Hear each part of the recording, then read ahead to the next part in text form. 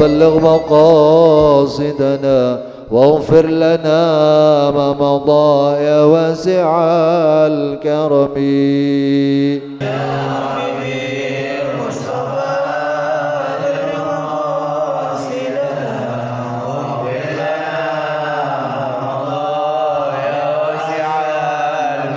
يا أكرم الخلق ما لمن ألوذ به سواك عند حلول الحادث العميم. يا حبيبي المصطفى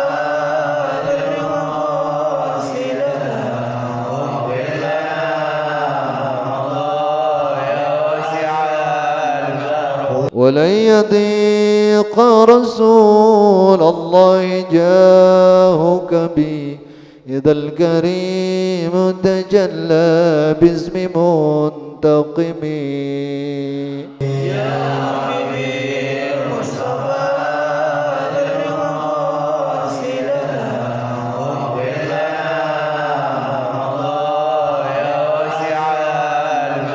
محمد سيد الكونين والثقلين والفريقين من عرب ومن عجم.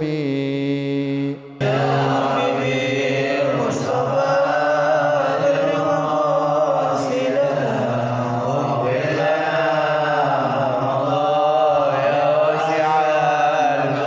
هو الحبيب الذي ترجى شفاعته لكل هول من الأهوال مقتحم. يا حبيبي المصطفى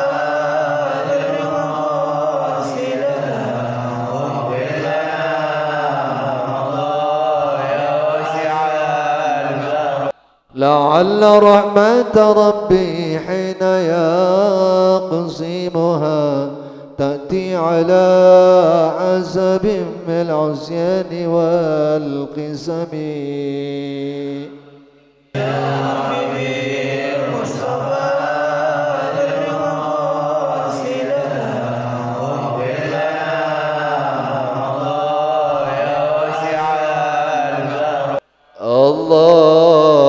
اللهم صل وسلم وبارك عليه وعلى آله.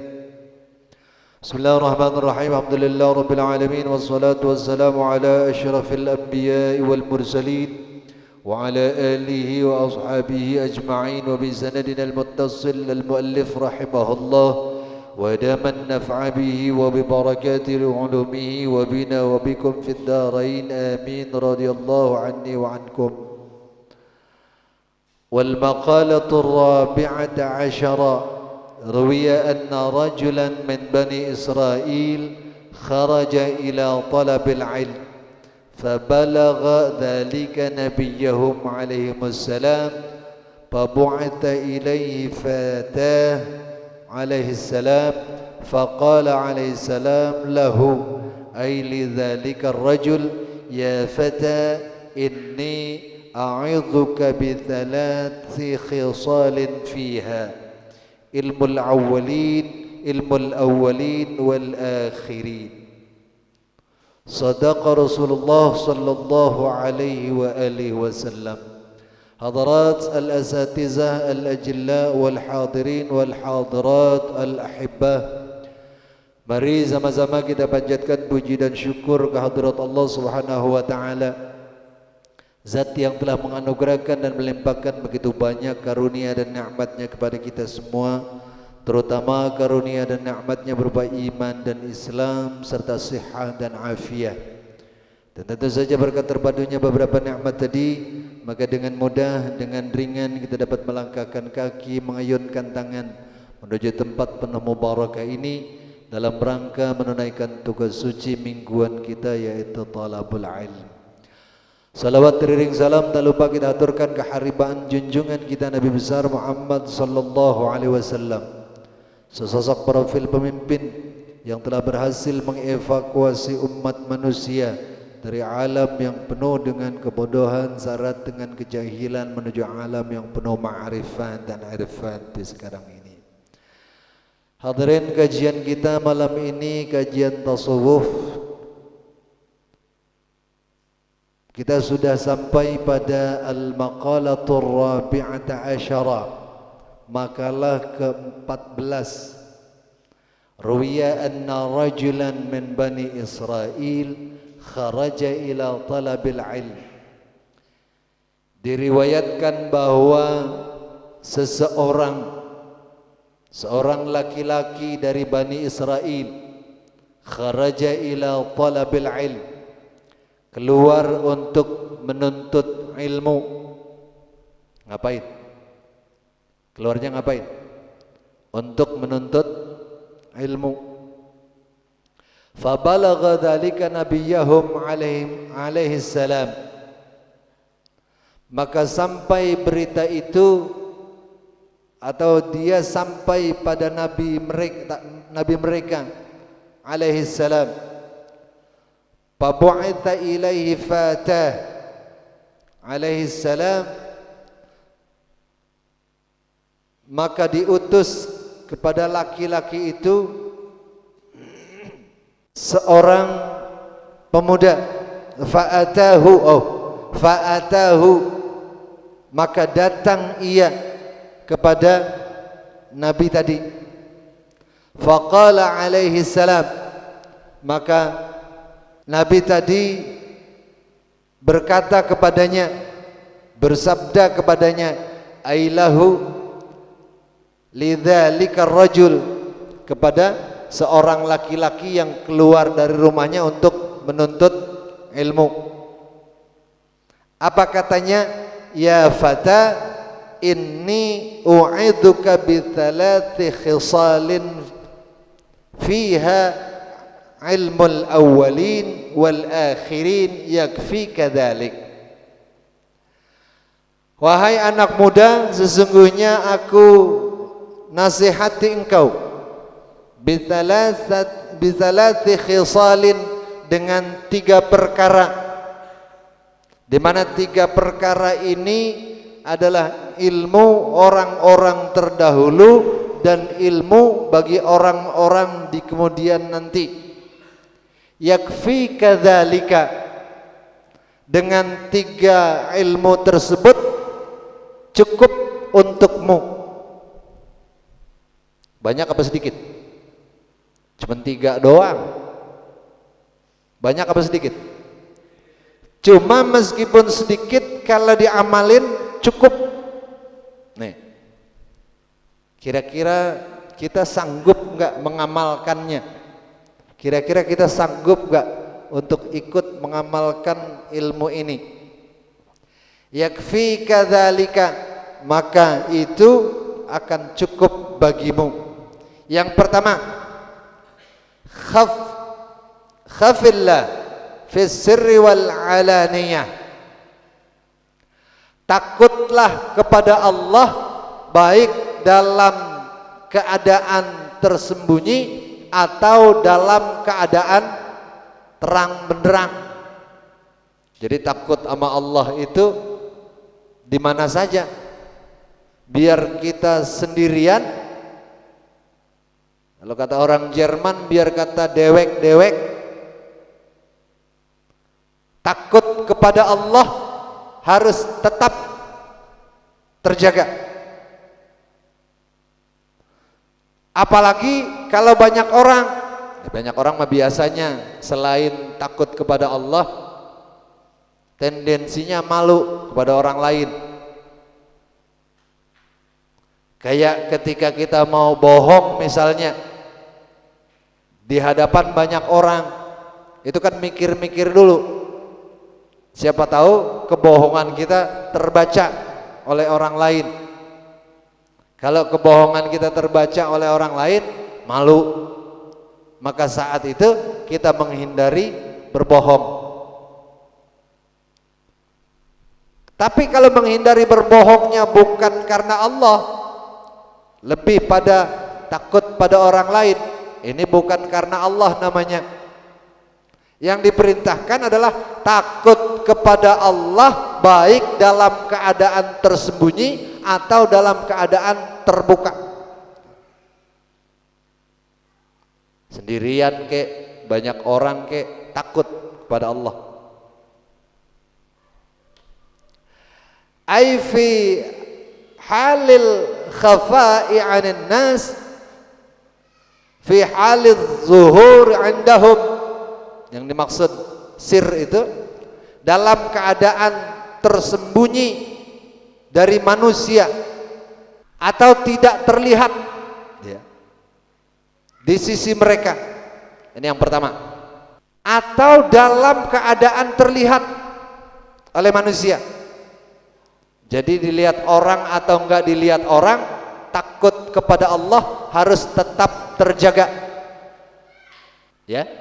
Jadi karena apa?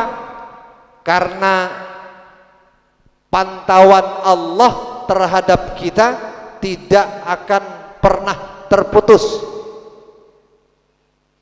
24 jam terus terpantau. Ini barangkali yang lebih tepat kita gunakan istilah waskat, pengawasan melekat. Artinya dipantau terus 24 jam ditempel. Tapi kalau di kalangan para kiai, waskat itu diartikan pengawasan malaikat. Kemana aja kita diikutin malaikat, dipantau oleh malaikat. Artinya kalau kemanapun, dimanapun, dalam keadaan apapun kita terpantau oleh malaikat, ada kesempatan enggak bagi kita untuk bisa berbohong pada Allah? Tidak ada. Atau ada kesempatan enggak bagi kita untuk tidak menjalankan perintah Allah? Tidak ada. Oleh karenanya perintahnya khafillah, takutlah kepada Allah fis sirri wal alaniyah, baik dalam keadaan tersembunyi atau dalam keadaan terbuka. Yang kedua, itu yang pertama, suruh takut kepada Allah. Ayo sambil dimakan aja snacknya, nyantai, nggak apa-apa, jangan serius-serius banget, ntar ngantuk. Yang kedua, wa amsik lisanaka 'anil khalq la tazkurhum illa bi khair. Ini yang rada susah nih, rada ribet buat kita. Amsik lisanak, jaga lisanmu, tahan lisanmu, kendalikan lidahmu dari manusia, dan jangan terucap dari lisan tersebut kecuali kebaikan. Ini biasanya jagain lidah rada ribet, tapi masuk dalam kategori penjagaan lidah ini sekarang jari, jempolmu, jaga jempolmu. Karena sekarang kan orang ngerumpi itu bukan cuma lewat lisan gitu ya Bang Hadi, tapi juga lewat jempolnya. Jangan pernah terucap atau jangan pernah tertulis di gadget kita kecuali yang baik-baik saja. Kenapa? Karena bisa jadi kalau yang keluar sesuatu yang tidak baik, sesuatu yang buruk, itu akan memberikan efek menyakitkan orang lain. Ketika efeknya menyakitkan orang lain, maka resikonya adalah dosa. Kama qalu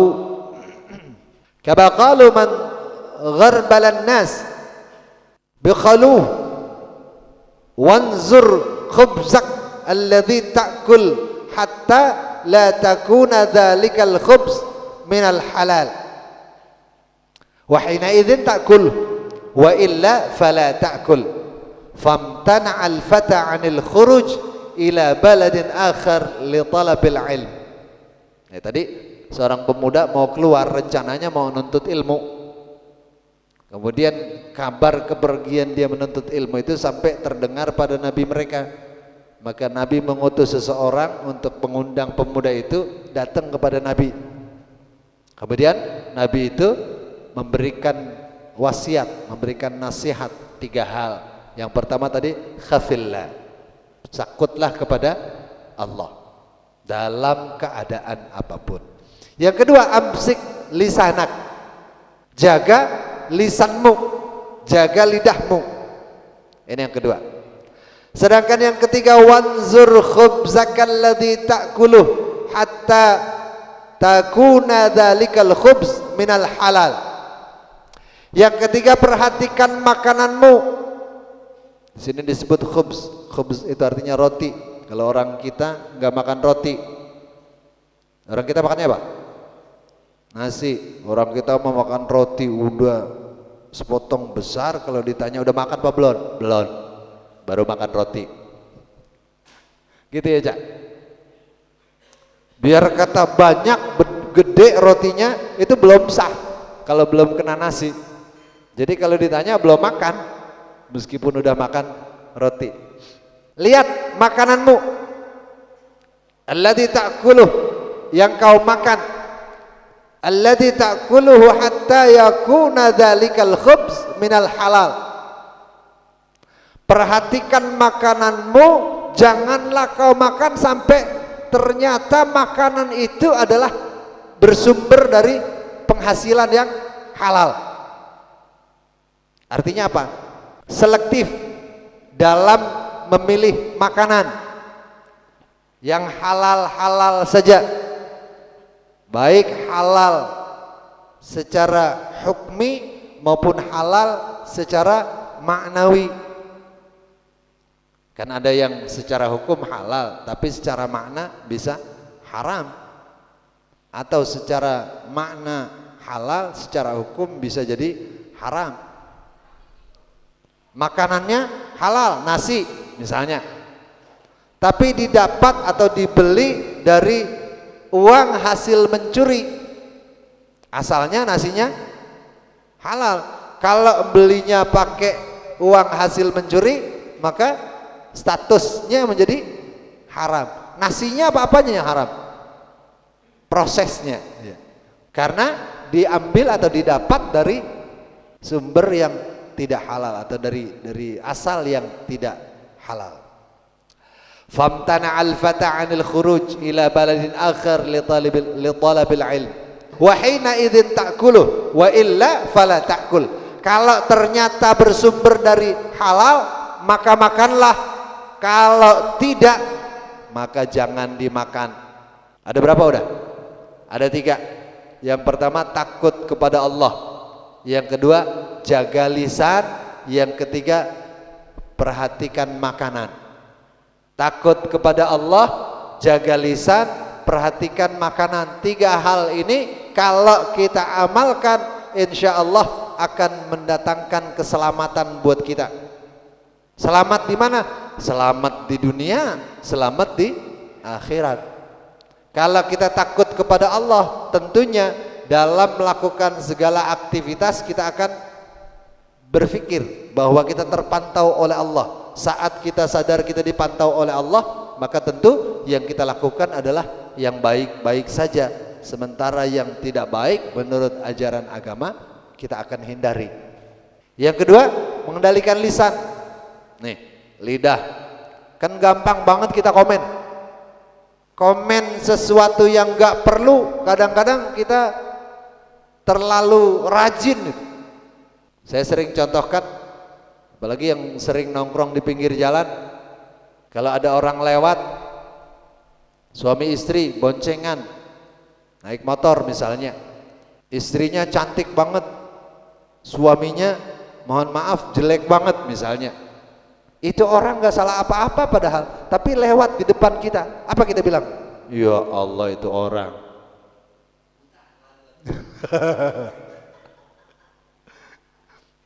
Begitu ya? Ya Allah itu orang, bagi suaminya anugerah, tapi bagi istrinya musibah. Emang kenapa? Padahal bagi dia kan gak masalah. Kenapa kita komen seperti itu? Dosa nggak tuh kira-kira? Orang kagak salah apa-apa, secara tidak langsung kita katain, kenal kagak, tahu kagak rumahnya, Bisa minta maaf gak kira-kira? Enggak. Makanya hati-hati. Lidah kita kadang-kadang terlalu gampang untuk mengucapkan sesuatu yang tidak perlu. Hati-hati. Makanya amsik lisanak, jaga lisanmu. Yang ketiga, yang terakhir, perhatikan makanan. Biasanya orang kalau udah urusan perut, halal dan haram itu belakangan. Ya. Yang penting perut keisi dulu. Mau haram kek, mau halal kek. Demi perut biasanya dikerjakan oleh orang. Padahal bagusnya kita memperhatikan makanan kita. Apa yang akan kita makan, apa yang akan kita konsumsi, lihat sumbernya dari mana. Halal atau haram? Kalau halal, makan. Kalau haram, makan juga. Itu mah kagak ada bedanya berarti. Kelacopan. Kalau halal makan, kalau haram jangan. Kenapa? Karena sesuatu yang terkonsumsi dari yang halal itu akan memberikan efek yang baik pada kejiwaan kita. Tetapi sebaliknya, sesuatu yang haram yang terkonsumsi dalam tubuh kita akan memberikan efek kejiwaan yang tidak baik juga. Tuh, kalau sering makan makanan haram, minum minuman haram, bawaannya udah kesono aja, kemana? Bawaannya udah pengen maksiat aja, karena selain efek kejiwaan ada provokasi setan. Nah, makanya hati-hati. Kalau orang dulu makanya sangat selektif. Apalagi makanan yang akan diberikan oleh anak istri diupayakan sehalal mungkin. Karena dikhawatirkan kalau tercampur dengan yang haram akan memberikan efek yang tidak baik. Udah 8:30. Lanjut apa enggak ini? Kita pending aja ya. Kalau lanjut hadis berikutnya agak panjang. Kita pending aja. Namun sebelum saya tutup, jika ada pertanyaan disilahkan. Yuk. Ahli zikir, ahli ibadah, ahli bohong juga.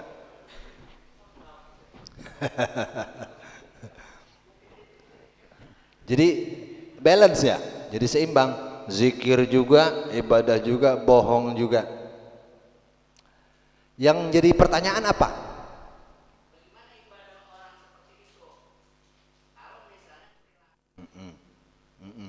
Sah apa enggak gitu pertanyaannya?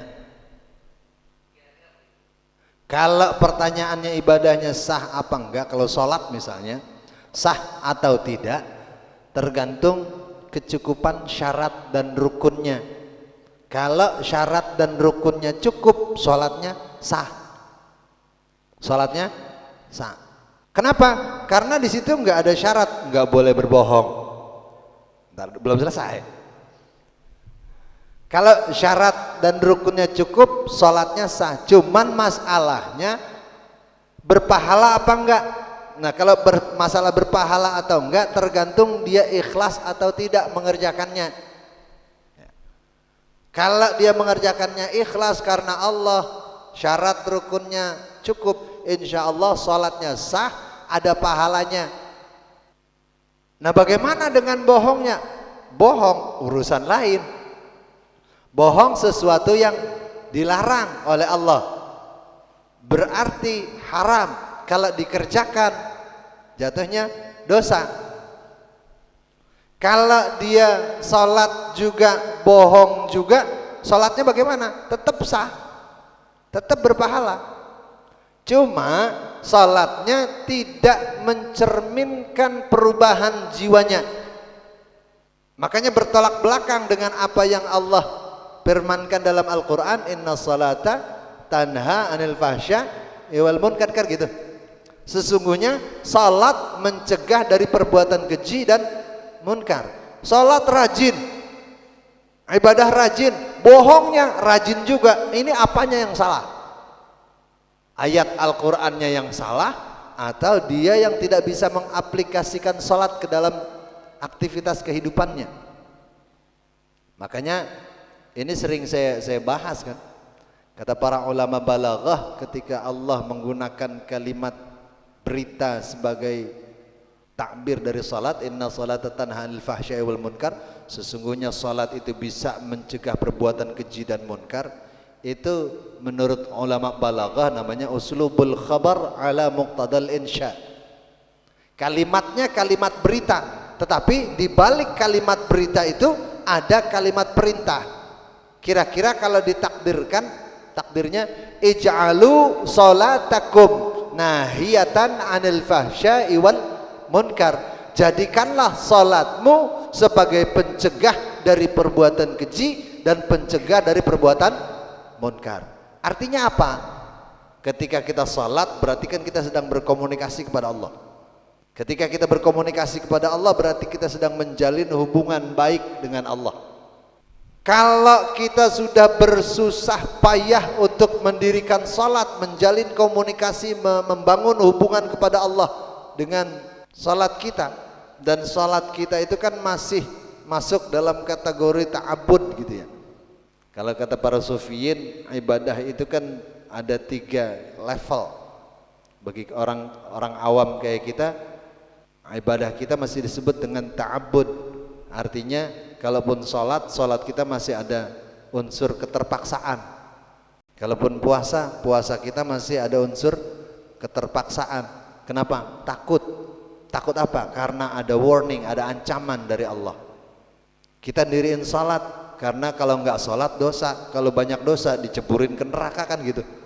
Karena kita takut diceburin neraka, maka kita sholat. Ini namanya ta'abbud. Di atas itu ada namanya taqarrub. Kalau taqarrub itu ibadahnya udah nggak ada keterpaksaan, tetapi lebih pada keinginan untuk mendekat kepada Allah. Nah ini bukan level kita dah. Kita belum nyampe level ini. Masih level takut.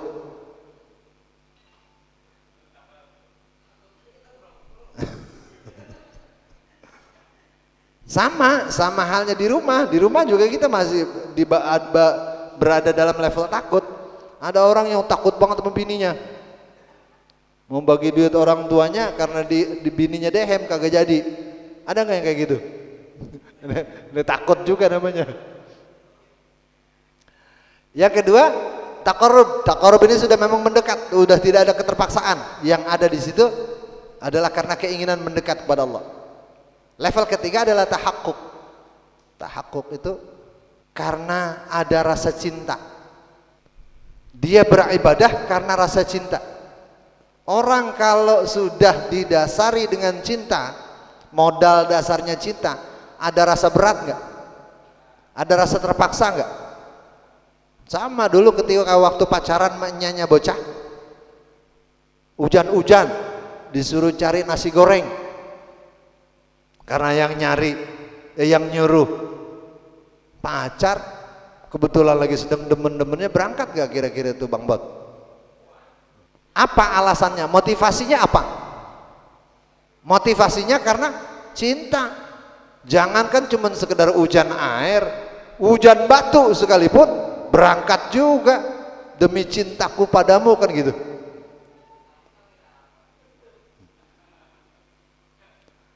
Nah makanya kalau motivasinya sudah cinta, sudah tidak ada lagi keterpaksaan, sudah tidak ada lagi sesuatu yang lain kecuali cinta kepada Allah. Nah kalau sudah model kayak gini, ini udah level tinggi. Sementara kita masih ada pada level paling bawah. Boleh jadi salat kita tidak merubah karakter kita. Karena apa? Karena kita lupa menjadikan salat kita sebagai protektor untuk melindungi kita dari perbuatan keji. Nah makanya ayo bareng-bareng kita belajar. Belajar ngapain? Belajar menjadikan salat kita sebagai tameng, sebagai protektor untuk melindungi kita dari perbuatan keji dan perbuatan munkar. Agar tidak ada lagi orang mengatakan itu dia salat merajin, ibadahnya juga rajin, cuman bohongnya juga rajin, agar nggak ada lagi yang kayak begitu. kita aplikasikan sholat kita dalam kehidupan keseharian. Kita coba lindungi diri kita dari perbuatan keji dan munkar, karena kita ingat kita sedang membangun komunikasi kepada Allah Subhanahu wa taala. Teorinya gampang. Teorinya gampang, prakteknya enggak segampang teori. Tapi kalau ada orang yang mampu mempraktekkannya meskipun susah, maka dia akan menjadi istimewa di hadapan Allah. Kan kita kepengennya istimewa ya? Pengennya istimewa enggak di hadapan Allah? Pengen istimewa di hadapan Allah, tapi ibadahnya standar. Ya penghargaan Allah juga kepada kita standar. Gitu. Jadi secara fikih apa yang dia lakukan dari ibadahnya, kalau cukup syarat rukunnya, tidak akan merusak, tidak akan memberikan efek sholatnya tidak sah atau apa. Tapi ketika ada perilaku lain yang mengiringi ibadahnya, maka ini mencerminkan bahwa ibadahnya belum bisa merubah karakternya. Orang semacam ini punya PR besar berarti dia. Bukan cuma orang ini doang, kita juga sama, punya potensi yang sama. Kita kan kadang rajin puasa, rajin sholat, rajin zikir, rajin wirid, rajin juga mencari kesalahan orang lain. Karena masih begitu banyak penyakit dalam hati kita. Kadang yang paling sering terjadi, kita merasa senang kalau orang lain susah. Ada nggak yang kayak gitu? Dan kita merasa susah kalau orang lain senang. Ini kalau udah begini nih, punya penyakit hati namanya. Penyakit hatinya harus diobatin dulu supaya dia punya sifat dan sikap yang standar seperti yang diajarkan oleh Rasulullah SAW. Gitu. Ada lagi? Udah. Kalau ada lagi nanti di sesi ngobrol aja. Kita tutup dengan bertawasul pada orang-orang tua kita yang telah mendahului kita. Mudah-mudahan kiranya Allah ampuni dosa-dosa mereka, Allah lipat gandakan pahala amal baik mereka, dan akhirnya Allah tempatkan mereka di surga yang penuh dengan nikmat. Kita yang masih hidup, kita berharap, bermohon, berdoa kepada Allah Subhanahu wa taala, semoga kiranya Allah berikan kita nikmat panjang umur dalam taat kepada Allah dan Rasulnya. Allah berikan kita kekuatan iman dan Islam. Allah berikan kita taufik dan hidayah. Allah berikan kita rezeki yang banyak untuk bekal ibadah kepada Allah Subhanahu wa taala. Allah jadikan anak cucu kita anak cucu yang salihin, salihat, mutamassikin bi syariatillah wa sunnati nabiyyih. Kelak kita mati mohon dimatikan dalam husnul khatimah. Ala hazihi niyyah wa ala kulli niyatin salihah wa ala niyatil qabul wa tamami kulli sul wa ila hadratir rasul. بحق سيدنا محمد صلى الله عليه وسلم من بركات وكرامات الأولياء. شيء لله لوم الفاتحة. أعوذ بالله من الشيطان الرجيم. بسم الله الرحمن الرحيم. الحمد لله رب العالمين الرحمن الرحيم مالك يوم الدين. إياك نعبد وإياك نستعين. اهدنا الصراط المستقيم صراط الذين أنعمت عليهم غير المغضوب عليهم ولا الضالين.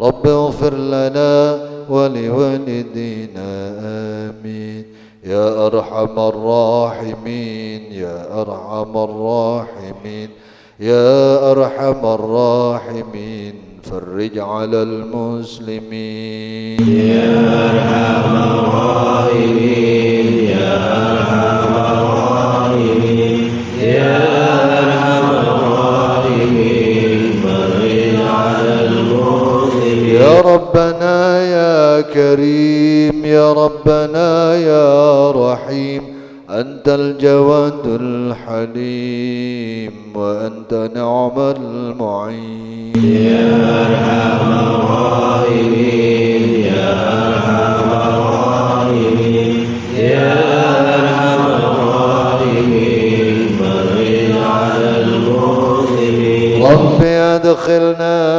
جنان أزلفت للمتقين إذ ينادون ادخلوها بسلام آمنين يا أرحم الراحمين يا أرحم الراحمين يا أرحم الراحمين. فرج على المسلمين. تبلغ الهادي الأمين وعلى الآل الكرام والصحب والتابعين يا أرحم الراحمين يا أرحم الراحمين يا أرحم الراحمين فرج على المسلمين. ربنا آتنا في الدنيا حسنة وفي الآخرة حسنة وقنا عذاب النار. ربنا وآتنا ما وعدتنا على رسلك ولا تخزنا يوم القيامة إنك لا تخلف الميعاد. ربنا اغفر لنا ولإخواننا الذين سبقونا بالإيمان ولا تجعل في قلوبنا غلا للذين آمنوا ربنا إنك رؤوف رحيم. صلى الله على سيدنا محمد وعلى آله وصحبه وسلم. دعواهم فيها سبحانك اللهم وتحيتهم فيها سلام وآخر دعوانا أن الحمد لله رب العالمين. هدانا الله وإياكم. Mohon maaf atas segala kesalahan dan kekurangan.